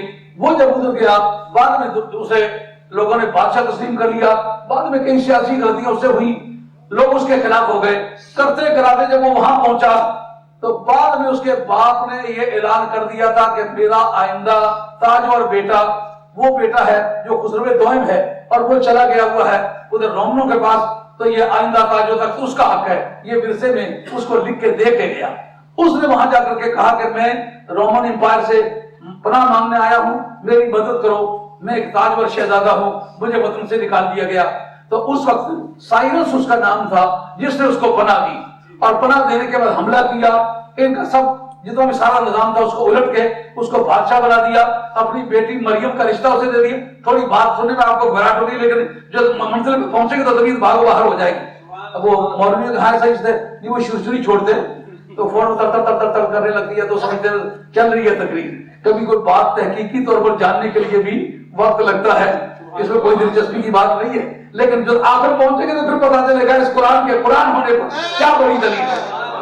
جنہوں نے اس قرآن کو جھٹلایا ہے انہوں نے اسلام کو جھٹلایا ہے، انہوں نے ایمان کو جھٹلایا ہے، انہوں نے رسول کو جھٹلایا ہے، انہوں نے خدا کو جھٹلایا ہے۔ جناب آ کر کے اس نے ہاں حکومت کا فریضہ لہرا دیا، اس کا وہ گیا ہوا کھویا ہوا تاج و تخت پھر سے اسے مل گیا۔ اب جناب یہ سوچا جانے لگا کہ یہ بادشاہ وقت جو ہے خسرو دوئم یہ آئندہ کرسچین بن جائے گا، تو کرسچینٹی سے بچنے کے لیے ہمیں کیا کرنا چاہیے۔ اتفاق ایسا ہوا کہ سائرس سے جو غلطیاں ہوئی مقامی طور پر اس کے خلاف بغاوت ہو گئی، اس کو بعد میں قتل کر دیا گیا، اور اس کا فوکس نامی جرنیل تھا اس کو تاج و تخت دے دیا گیا۔ اس نے بھیجا ہوا تھا اپنے بیٹے کو کہ جاؤ جا کر کے اس سے کہو کہ میں نے کبھی بیٹی تمہیں دی تھی، کبھی دوبارہ کھویا ہوا تاج و تخت میں نے بحال کیا تھا، تو تم میری مدد کا ہو۔ مدد کا پیغام پہنچ گیا، شہزادہ نہ پہنچ سکا، اس کو بھی قتل کر دیا گیا۔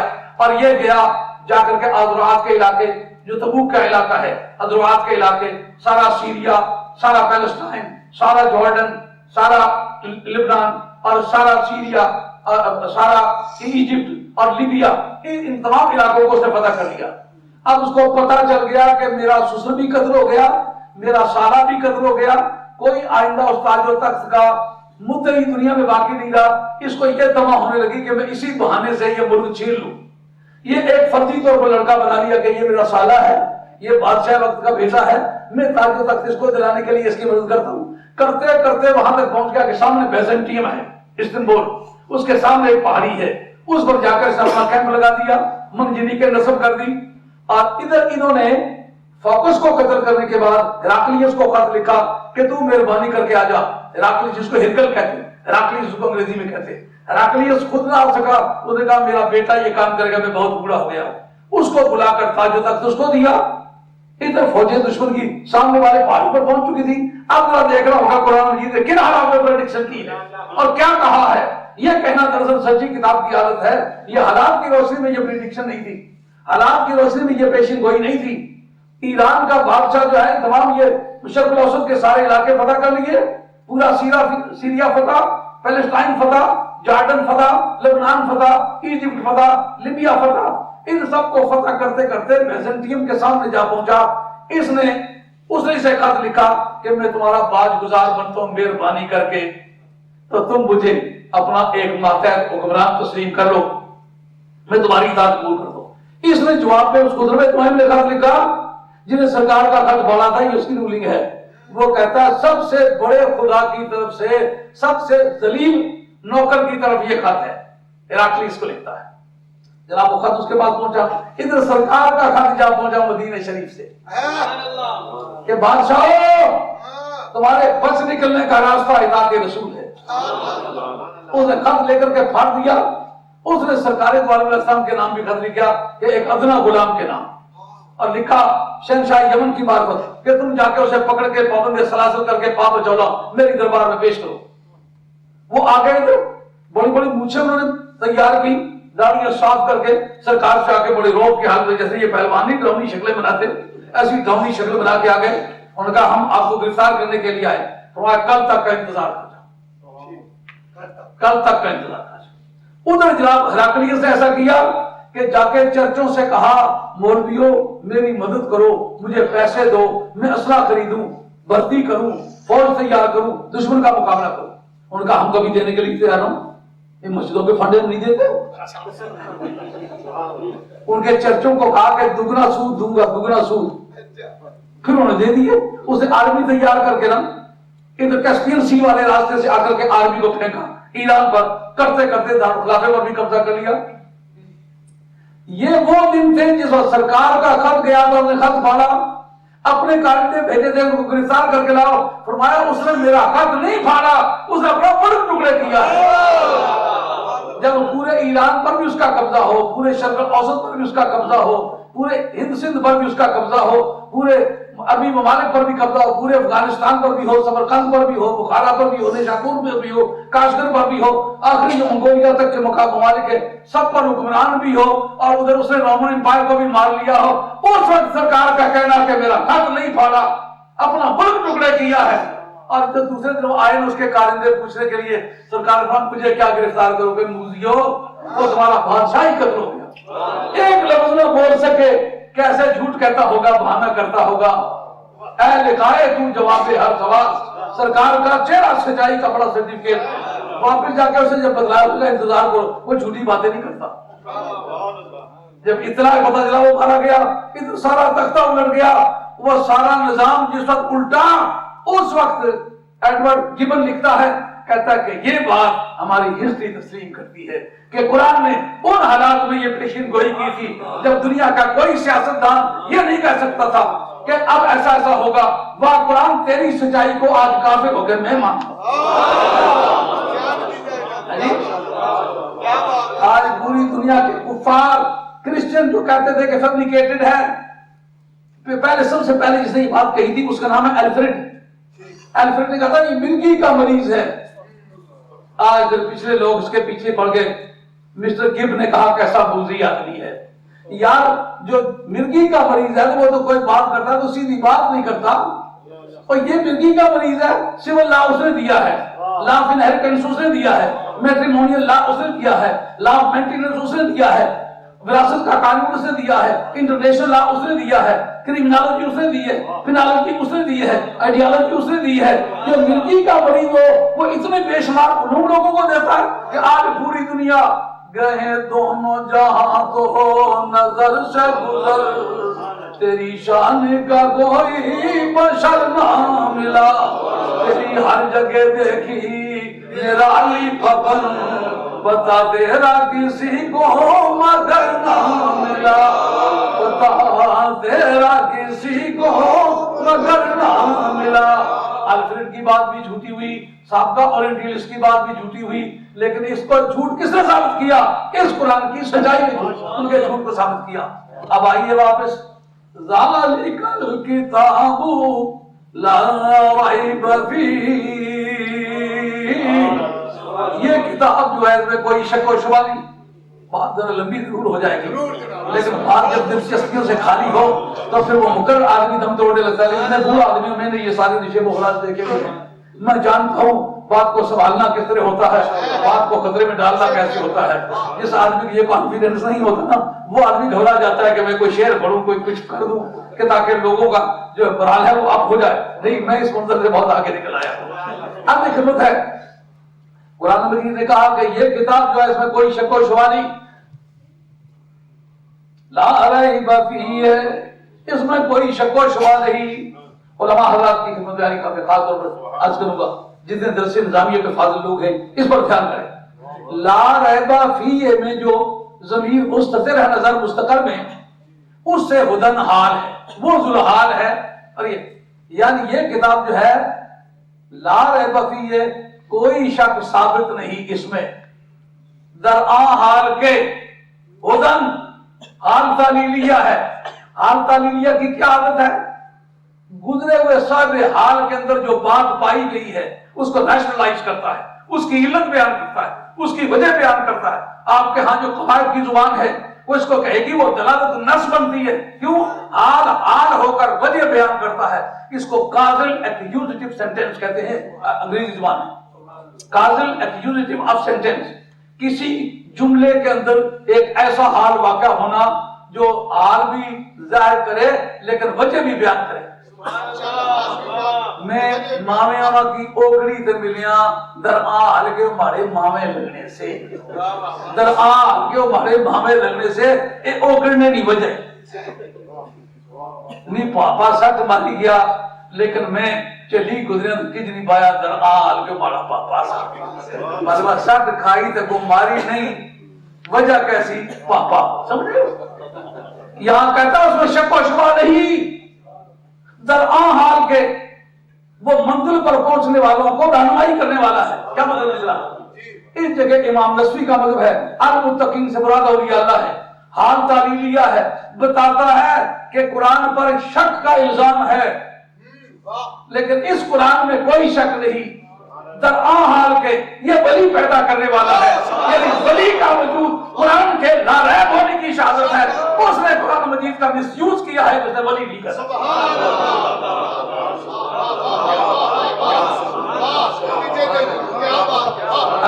آپ نے یہ ولیوں کی شان بیان کرنے کے لیے نہیں بیان کیا. میں جو سلسلہ نکالا تو وہ آگے ہے. اس مضمون میں تو کبھی تقریر آگے نہیں کی نا, زندگی میں کبھی نہیں کی. آج تقریر ہو رہی ہے اس پر. در حال کے یہ ولی بنانے والا ہے. کیا مطلب نکلا؟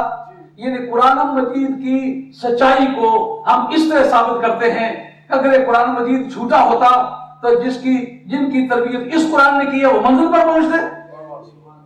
جیسا کہ آدمی کہتا ہے میں پنجاب کا دی بیسٹ ٹیچر ہوں, پوچھو ثبوت کا. در حال کے گزشتہ 10 سالوں میں یونیورسٹی میں فرسٹ میرے شاگرد آ رہے ہیں. یعنی میرا بیسٹ ٹیچر ہونے کی شہادت کیا ہے؟ میرے شاگردوں کا ہر سال فرسٹ آنا. میں سب سے اچھا معمار ہوں. در حال کے دلی کی شاہی مسجد میں نے بنائی ہے. مطلب اس بلڈنگ کی عظمت اس کاریگر کی کاریگری کی شہادت ہے. قرآن نے کہا مجھ میں کوئی شک نہیں, در حال کے ولی بنانے والا میں ہوں. مانا کیا نکلے؟ مانا یہ نکلے کہ اگر میں سچا نہ ہوتا تو بندہ ہو کر خدا سے ملتا.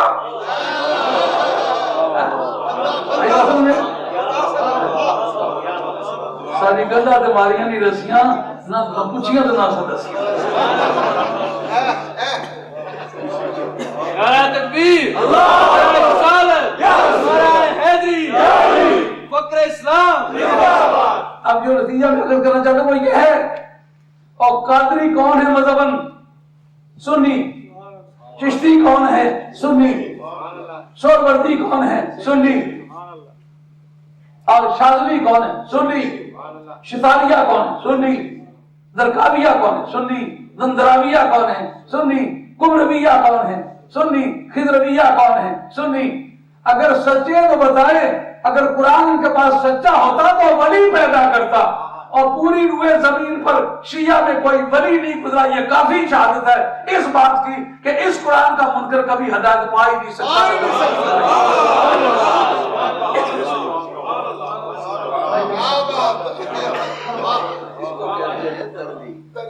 اس کو نعرہ تکبیر,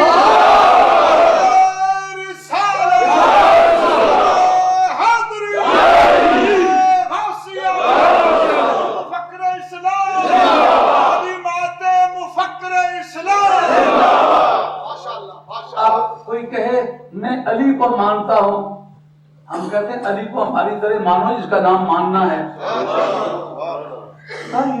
کیا میں علی ہر دم سے کرتا ہوں؟ میں کہتا ہوں اگر عیسائی کہے عیسیٰ علیہ السلام کو میں مانتا ہوں, ہم کہے عیسیٰ علیہ السلام کو ہم مانتے ہیں, کس طرح فیصلہ ہوگا کون مانتا ہے؟ جو اس طرح مانتا ہے جس طرح خدا اور اس کے رسول نے کہا کہ وہ مانتا ہے, اس طرح مانے جو تھا اس کو اپنا نفس یا شیطان کہتا ہے تو وہ اسے مانا تو نہیں ہے. اس کا فیصلہ کون کرے گا؟ اس کا فیصلہ وہ کرے گا کہ جس وقت پوچھا قادریوں سے تمہیں ولی کس نے بنایا؟ کہا علی نے بنایا. نقشبندیوں سے پوچھو تمہیں ولی کس نے بنایا؟ کہا علی نے بنایا. تفسیر مدنی جلد 2 صفحہ 120, کنتم خیر امت اخرجت للناس, تم ایک بہترین امت ہو, تمہیں لوگوں کے لیے نکالا گیا. تو لوگوں میں جو پہلے گزر گئے وہ بھی تو لوگ ہی تھے نا, جو اس وقت ہے وہ بھی تو لوگ ہی ہیں نا. اگر اس کا فیضان پہلی امتوں میں بھی نہ گیا ہو تو اخرجت للناس تو صادق نہیں آئے گا. اس لیے قاری صلی اللہ صاحب پانی پتی سے لکھتے ہیں رجال هذه الامه اکثر ابلاغا و ارشادا, اس امت کے جو رجال ہیں اولیاء اللہ ہیں یہ فیضان کے اعتبار سے وہ اکثر جذبا الی اللہ سبحانہ وتعالی, وہ خدا کی طرف کھینچنے میں زیادہ طاقتور واقع ہوئے ہیں. کہتے ہیں اس کا ثبوت کا عاصم بن برخیہ تخت بلقیس تو اٹھا کے لیا, لیکن بتاؤ ان کے خلیفے کتنے ہیں, ان کے مرید کتنے ہیں, وہ کس کس ملک میں آباد ہیں, اور ان سے پیدا بات ہو جا رہی ہے.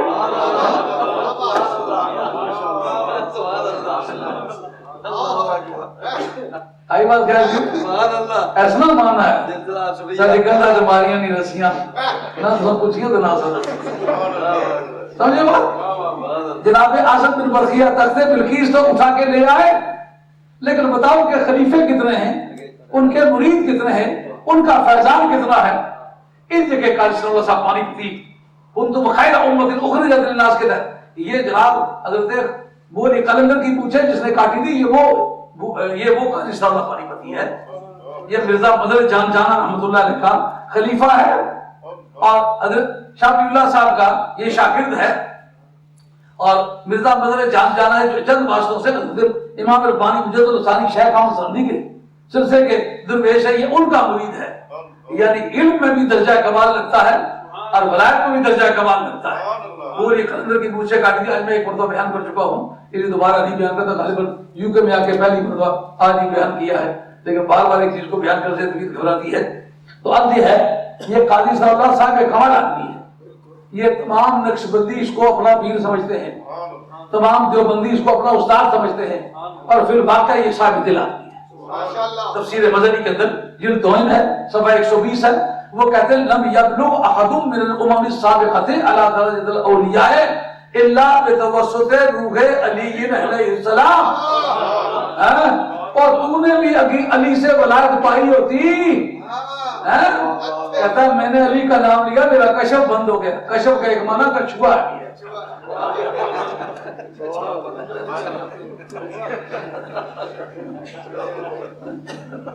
ہاں لوگوں نے یہ لکھا ہے اگر تو یا تیرے پیر نے علی سے ولایت پائی ہوتی، نام روکتا، یار یہ نام روکنا تو منافقوں کی عادت ہے، تو علی کا نام کیوں روکے؟ مجھے کہتے ہیں شاہ صاحب آپ علی کا نام بہت لیتے ہیں، میں کہا یار تم نے کوئی چودھری یا کہتے بڑے بچائی دی پھرتے ہو، یہ لوگ شاہ جی آنے علی نہیں بچت انہوں نے کہا یار بڑی اوپری گل ہے، ماری جیب جڑے پیسے نا یہ جناب علی مرزا نے نام نہیں، جس کوٹھے میں رہنا نا وہ جناب علی مرزا نے نام نہیں، جنہیں زمینہ میں مالک ہے نا وہ علی نے نام تھا، یار دوانی نا فائدہ تھوڑی پوچھ کے در پڑھتے رہے ہو، مارے پیو کی، مارے دادے کی، مارے پردادے کی، مارے ساری پیڑیاں کی فائدہ جہاں پہنچا علی کو، علی کا نام کی فائدہ نہیں پہنچا۔ لم يبلغ احد من الامم السابقۃ علی درجۃ الاولیاء الا بتوسط روح علی علیہ السلام۔ پہلی امتوں میں بھی کوئی ولی نہ بنا جب تک کہ علی کی بارگاہ کا غلام نہ بنا۔ ملی نہ دولت عرفان وجود نگاہ علی، امین راز نبوت بارگاہ علی۔ ایک طبقے کو دیکھتے ہیں، کہتے ہیں نبی پاک علیہ السلام کی جتنی ازواج مطہرات ہیں یہ مسلمانوں کی مائیں لگتی ہیں، ٹھیک ہے مائیں لگتی ہیں، نبی اولاد المؤمنین من انفسہم وازواجہ امہاتہم، حضور کی ازواج مطہرات مسلمانوں کی ماں جو ہیں، لیکن وہ صرف مردوں کی مائیں ہیں، عورتوں کی مائیں نہیں۔ ایک عورت نے حضرت سیدہ عائشہ طیبہ طاہرہ کو کہا یا امی جی میں تمہاری ماں نہیں ہوں، انا ام رجالکم، میں تمہارے مردوں کی ہوں۔ اور اس پر صاحب گلمانی نے لکھا ہے، قاضی صلی اللہ صاحب پانی پتی نے مجھے لکھا ہے کہ کسی بھی شخص کو جو حضور ازواج مطہرات کا بھائی ہے اس کو مومنوں کا ماموں نہیں کہنا چاہیے، اس لیے کہ یہ جو مائیں کہا گیا ہے یہ نسب کی بنیاد پر نہیں کہا گیا، ورثے کی بنیاد پر نہیں کہا گیا، یہ حرمت نکاح کی بنیاد پر کہا گیا، اسلام کی بنیاد پر کہا گیا۔ ان کو اگر آپ سچ مچ مائیں تسلیم کر لیں تو پھر چاہیے یہ کہ جس سے بے پردہ ماں سے بات ہو سکتی ہے سرکار کی ازواج مطہرات سے ہو، نہیں، سرکار کی ازواج مطہرات سے بے پردہ ملاقات حرام ہے، ان کے ساتھ تنہائی میں سفر حرام ہے۔ اس لیے کسی حضور کے سسر کو مسلمانوں کا نانا نہیں کہنا چاہیے، سرکار کے سالے کو مسلمانوں کا ماموں نہیں کہنا چاہیے۔ اگر ایسا تسلیم ہو تو سیدہ عائشہ رضی اللہ تعالیٰ عنہ کی بہن حضرت اسماء بنت ابی بکر، ان کی شادی حضرت زبیر بن العوام سے ہوئی، اگر یہ ان کی ماں ہوتی تو پھر ان کی بہن ان کی خالہ لگی ہوتی، تو خالہ لگی ہوتی نکاح کیسے ہوتا؟ لیکن دوسرا نقصان وہ کبھی غور کرے، حضرت امیر معاویہ رضی اللہ عنہ مسلمانوں کا ماموں کہنے کا یہ نقصان ہوگا کہ یزید میرے پاپا لگ سی نا،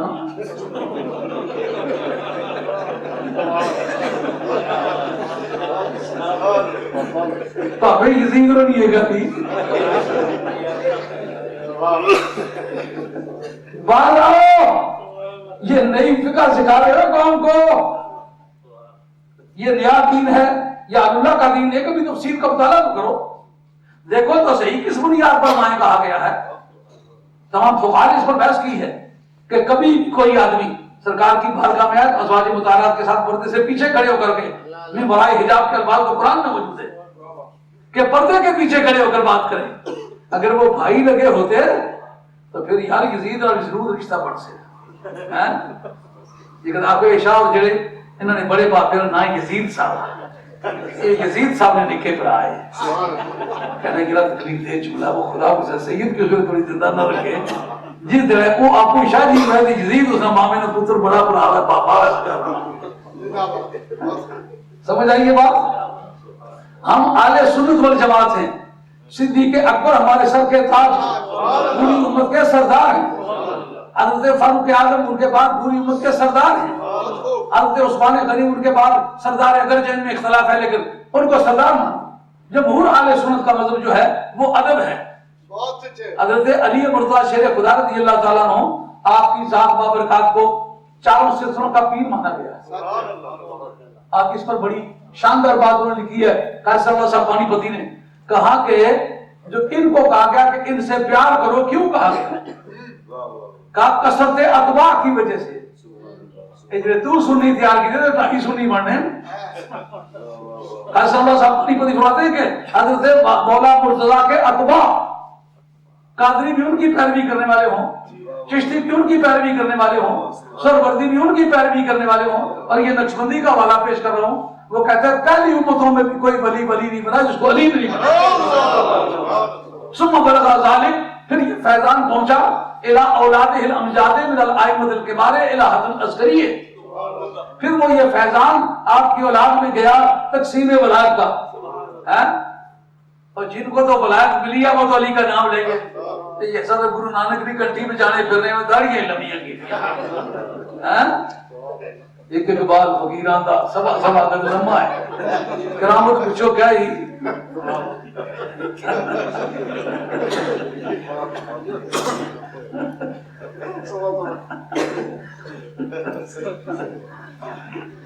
پوچھو کرامت کیا ہے بالے تک نا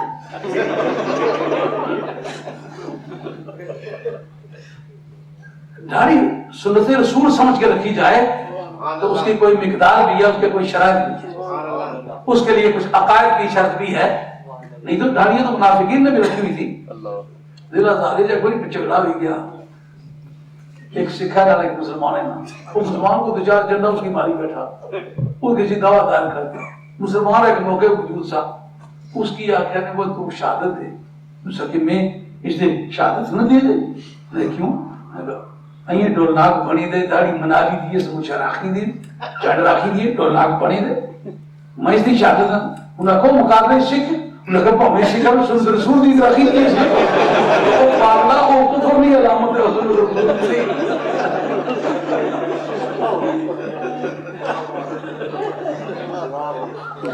پوچھو جناب بزرگوں کی کرامت کیا ہے. بس ایک ہی مصرع کے گھر میں لکھا ہو ایک اقبال فقیر آندا سوا سوا ایک آدمی کی داڑھی 20 آدمی اور تقسیم کرو پھر بچ جاتا. وہ کوئی پڑھا ہوا ہے نہیں پڑھا ہوا کچھ کہا جی کوئی کرامت نہیں کہا کرامت داڑھی کی لمبائی یہ کہنا کہ پہلی امتوں میں بھی ولی علی نے بنائے اس کے بعد جس جگہ کائنات میں ولایت ملی ہے خواہ وہ نقشبندی ہے خواہ وہ کسی سلسلے کا ہے وہ دی اہل بیت نے. وہ اہل بیت کا تذکرہ کرے گا کہ نہیں کرے گا. ایک قرآنی نشانی تھی کہ نہیں جنہیں کھڑے نہ یزید کی تو پاپا آگا لیکن علی نہ نہ کہ نہیں آپ گھبراؤں ہے یہ چھوٹا بہانہ کہ نہیں. اب جو بات میں نے کہی تھی کہ اس قرآن کو انہوں نے مکمل نہیں مانا جو اس قرآن کو مکمل نہ مانے وہ کافر جو اس کے سوا کسی کو قرآن مانے وہ کافر اس لیے کہ غیر قرآن کو اس نے قرآن کہا ہے. پھر اس کا ایک حرف بھی اس قرآن والا نہیں جو اتنی بڑی اس میں تبدیلی مانے وہ پھر مسلمان نہیں. اور پھر یہ کہے کہ جناب یہ قرآن مجید جو ہے حضرت علی کے سوا جس نے بھی جمع کیا وہ جھوٹا ہے وہ سچا نہیں ہے. یہ بھی از قسم کفریات ہے. کیوں کہ یہ قرآن مجید جو جمع کیا ہے پہلی مرتبہ وہ صدیق اکبر نے کیا. فاروق اعظم نے وہ کمیٹی بنائی. فاروق اعظم اس کمیٹی کے چیئرمین تھے اور بخاری کے متن میں ہے جب ان کا قرآن مجید جمع کرنا چاہیے تو حضرت صدیق اکبر کہتے ہیں کیف افعل ما لم يفعله رسول اللہ صلی اللہ علیہ وسلم، میں وہ کام کس طرح کروں جو حضرت نبی کریم علیہ السلام نے نہیں کیا تھا. بار بار آتے رہے کہتے ہیں ملائے فی خیر، اس کو کہتے ہیں ادارہ مسلک. ادارہ مسلک بھی ایک پاور آف لیجسلیشن کا نام ہے، وہ بھی ایک سورس آف لا ہے. اور اس کو اگر آپ چیلنج کریں گے تو ہزار ہاتھ دلائل نکل آئیں گے جو آپ کو منوا کے چھوڑیں گے. ماشاءاللہ ماشاءاللہ. کہتے بار بار وہ آتے رہے، ان کے پاس اتھارٹی کا تھی یہ بات بنوانے کی. واللہ فی خیر، اس میں چاہیے. قرآن کی کوئی آیت ان کے پاس تھی نہیں تھی، کوئی حدیث کا جملہ تھا نہیں تھا، اور کوئی اجماع امت اس پر تھا نہیں تھا، کوئی قیاس تھا نہیں تھا. خیر، اس میں خیر ہے تو خیر اگر کوئی ادارے کے طور پر سورس آف لا تسلیم نہ ہوتا، نہ وہ کمیٹی بنتی، نہ وہ قرآن مجید جمع ہوتا، تو اس قرآن مجید کو حضرت فاروق اعظم کی چیئر میں جمع کرنا یہ اس بات کی شہادت ہے.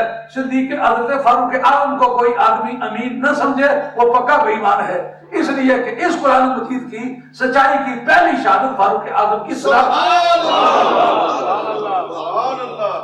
اور دور صدیق اکبر میں اس پر اجماع ہوا، پڑھ کے سنایا گیا، اور تواتر کے ساتھ آج تک یہ قرآن مجید وہی قرآن مجید تسلیم ہوا ہے. تو مسلمانوں کے متواترات کا منکر ہونا یہ بھی اس قسم کفری ہے. یہ اصلی قرآن ہے یا اس قسم متواترات ہے، اور تمام اہل اللہ کا اس پر اجماع ہے. اور اس کو اجماع نصی کہتے ہیں.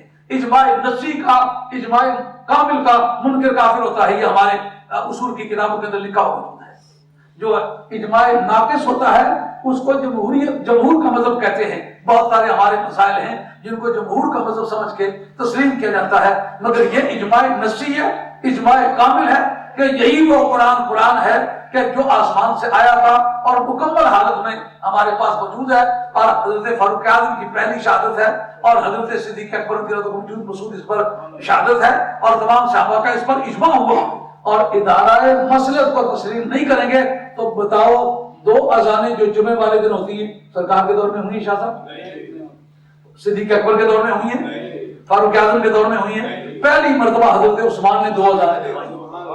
پوچھو اتھارٹی، ان کا واللہ فی خیر، اس میں اچھائی ہے. معلومہ آل حق جس میں خیر سمجھے وہ خیر ہوتا ہے. یہ ادارہ خیر بھی تسلیم ہوتا ہے. تو اسی بنیاد پر قرآن مجید کو جمع کیا گیا. آج جو بدعقیدہ لوگ کہتے ہیں وہ جی 11ویں شریف نام ہے، واللہ فی خیر، یہ تمہاری بے ایمانی ہے. جس پرنسپل کے تحت قرآن جمع ہوا ہے اسی پرنسپل کے تحت یہ 11ویں شریف ہے. کیوں؟ واللہ فی خیر. کیوں؟ اس میں آپ کرتے کیا ہیں؟ کلمات طیبہ پڑھتے ہیں، واعظ کرتے ہیں، قرآن مجید پڑھ کے سناتے ہیں، حدیثیں پڑھ کے سناتے ہیں، عقائد صحیحہ سکھاتے ہیں، گیدرنگ کرتے ہیں، کچھ پکا کر کے ایصال ثواب کرتے ہیں. ان میں سے کون سی چیز ممنوع ہے؟ جب اس کے تمام انگریڈینٹس میں، تمام اس کے اجزاء ترکیبی میں، انگریڈینٹس میں کوئی ایسی ممنوع چیز نہیں. جتنی چیزوں کا مجموعہ ہے سب خیر ہی خیر ہیں. تو پھر جس قاعدے کے مطابق قرآن ہے اس قاعدے کے مطابق 11ویں جھوٹے ہمیں چاروں طرف سے چمڑے ہوئے ہیں. اور الحمدللہ ہمارے پاس چاروں طرف ان کا بندوبست ہے مکمل، جس سے بھی ہمارا پیچھا پڑ جائے. خود کسی سے چھیڑتے نہیں، ہم سے اگر کوئی چھیڑے گا تو چھوڑیں گے نہیں. یہ تھا آج کا پیغام. اللہ تعالیٰ قبول فرمائے. وما علینا الا البلاغ المبین. وآخر دعوانا الحمدللہ رب العالمین. والصلاۃ والسلام علی رسول الکریم والحمدللہ رب العالمین برحمتہ یا ارحم الراحمین. اب ایک بحث ہے اس جگہ کہ یہ آیت تطہیر جو ہے یہ کس کی شان میں نازل ہوئی ہے. تقلید امام حنیفہ کی کیوں ہے، صدیق اکبر کی کیوں نہیں، فاروق اعظم کی کیوں نہیں؟ بات سمجھ آ رہی ہے نہیں آ رہی؟